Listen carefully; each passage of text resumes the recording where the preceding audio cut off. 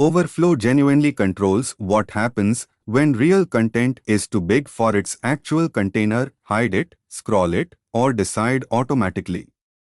In this video you'll compare all three. Visible is genuinely the real default. Overflowing content actually spills outside the container's bounds. Overflow hidden genuinely clips any real content past the container's actual bounds. It's genuinely just cut off, not scrollable. Overflow auto genuinely adds a real scrollbar only if the content actually overflows, the real, most flexible common choice.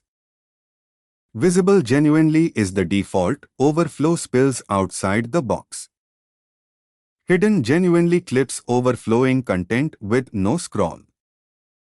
Auto genuinely adds a scrollbar only when actually needed. Build a real fixed height container with overflow, auto and long content.